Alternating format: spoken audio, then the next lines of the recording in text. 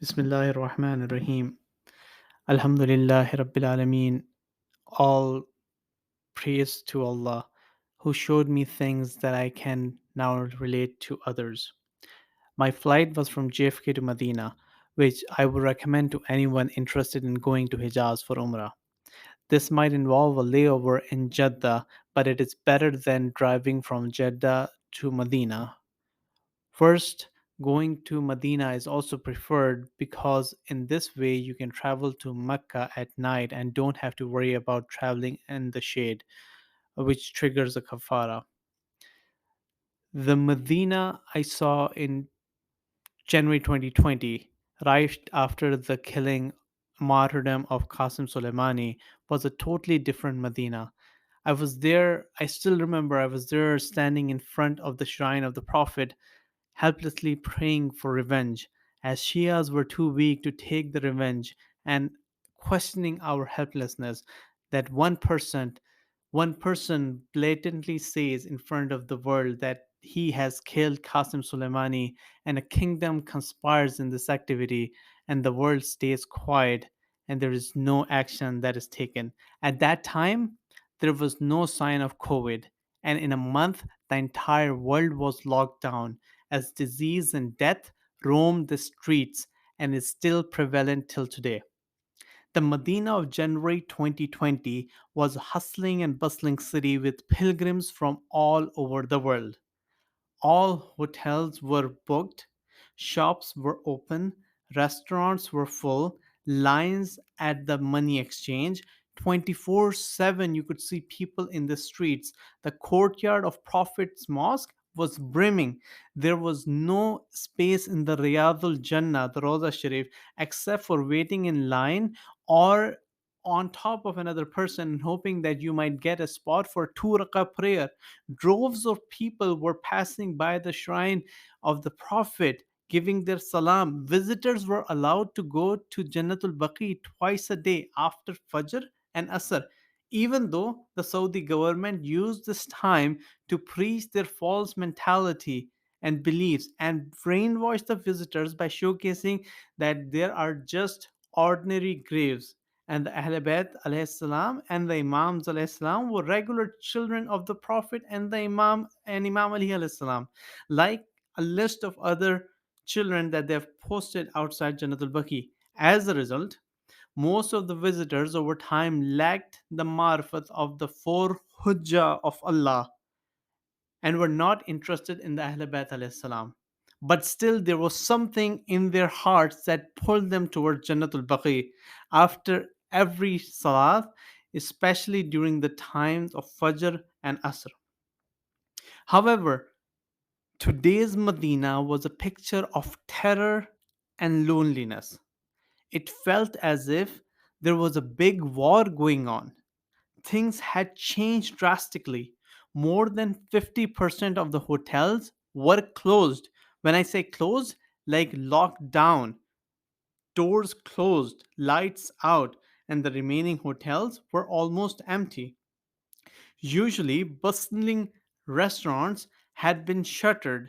I personally know of Pakistani restaurants that I used to go to, they were closed. There was only a single money exchange in several blocks. Several other money exchanges were closed. Permits were required to enter the usually full Riyadul Jannah with hardly 10% of the usual capacity.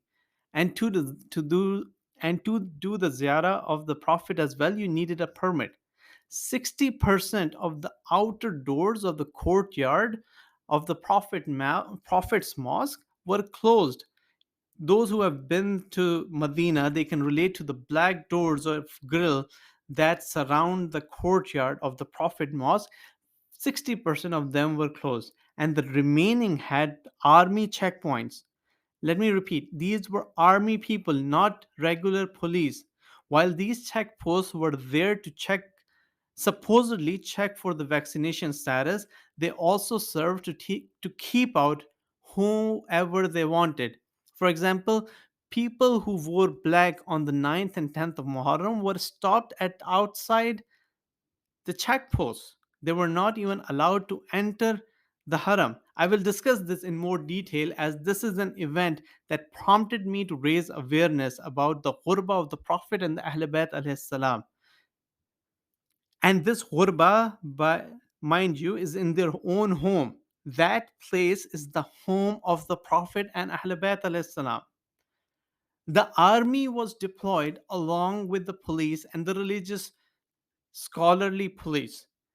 I would say that there were times when army, police, and the workers of the haram, along with the religious police, were outnumbering the actual pilgrims 10 to 1. So there were lesser pilgrims than all of these different types of administrative security personnel.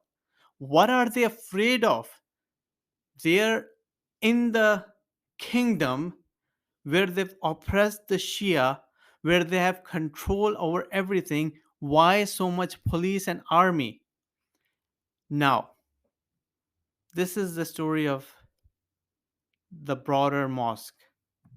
Jannatul Baqi has been a symbol of ghurba for 100 years, but now it has taken a turn for the worst possible thing that one could imagine. While there are no permits available to visit the Janatul Baqi, like there are permits available to visit the shrine of the Prophet, they have closed Janatul Baqi for general public totally.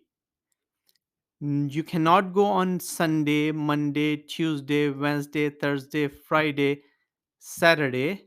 You cannot go on Fajr after Fajr. You cannot go after Asr.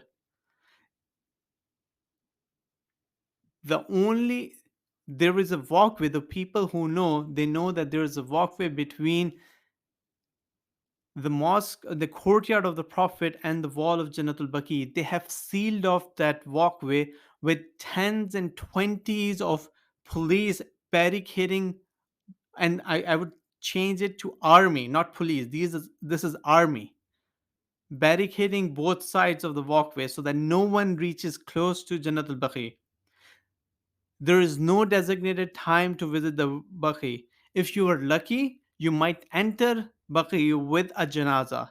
But on the 9th of Muharram and the 10th of Muharram, and I'll talk about the dates, the administration took the janazas in ambulance from the back door so that people who were with the janaza, they prayed in the walkway, and the janaza was taken directly with the ambulance. Why? So that no pilgrims can go to Jannatul Baqi.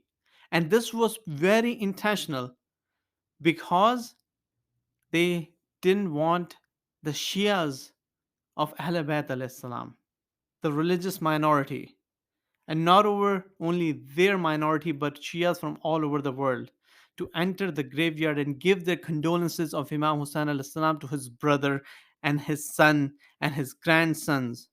And according to Sunnah brothers, his mother, who is also buried according to them in Jannatul Baqi.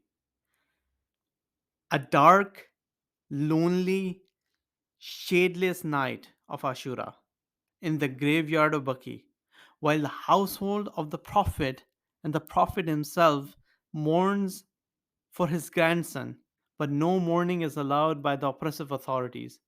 We recite majalis in our graveyards, but the majalis and noha of Abu Abdullah Imam Hussein alayhi salam, which is done in heavens, is not allowed in Medina, their own home.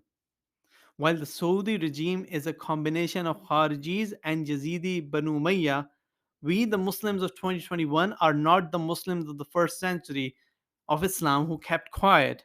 We might not have seen the Imams, but we will not keep quiet and will raise our voice and prayers so that Allah may destroy the enemies of Ahl Bayt alayhi salam. And if we don't raise awareness now, what would they do next? They've just stopped anyone from entering Jannatul Baqi. What comes next? May Allah give us the strength to make a difference and to free Hijaz from oppression so that the blessings of Muhammad and Ali Muhammad can be experienced by humanity and the illegitimate and incorrect ideology is taken down. Bismillah ar-Rahman ar-Rahim. Rabbi ighfirli wa li walidayya wa liman dakhala baytiya mu'minan wa lil mu'minin wal mu'minat wa la tazid az-zalimina illa tabara. Wassalamu alaikum wa rahmatullahi wa barakatuh.